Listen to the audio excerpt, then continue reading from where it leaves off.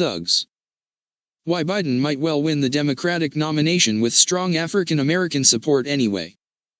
Late last month, Emerson College polled South Carolina Democrats on their preferences for the party's 2020 nominee.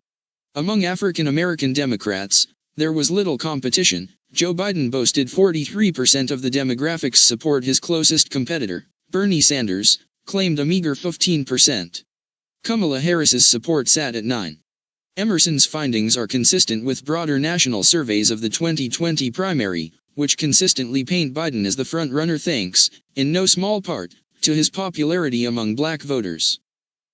How do we reconcile Biden's considerable complicity in racial injustice with his enviable popularity among his party's African American base?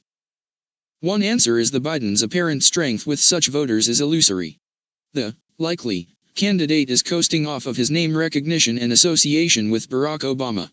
Once the primary campaign puts the history summarized above under the spotlight along with Biden's myriad other heresies against progressivism, including his support for bankruptcy reforms that hurt low-income consumers, his shoddy treatment of Anita Hill, and his advocacy for the Iraq War, black voters will see through his malarkey.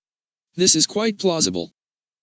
But a recent focus group conducted by Democratic consultant Danny Barefoot of Anvil Strategies offers some limited evidence that it is nonetheless mistaken. Another explanation is that black voters find Biden's heresies against racial liberalism forgivable. The man might have played a leading role in opposing busing, but he was ultimately responding to mobilized, majoritarian opposition that was all but certain to prevail no matter what position he chose to take.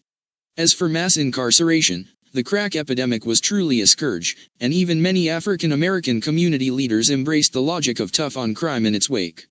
It's also conceivable that some portion of black Democratic primary voters agree, to this day, with Biden's Clinton-era views on criminal justice. A significant minority of African American Democrats identify as conservative, and indicate a broadly positive view of the police. As is the case in so many American communities, the most prominent black activist groups and public intellectuals tend to be both more ideological and more ideologically left-wing than the median black voter.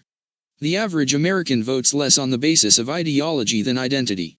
Black Democrats identify strongly with Barack Obama, and Obama spent 8 years vouching for Biden's fitness for high office. That might count for more than the misgivings of elite progressive commentators like myself.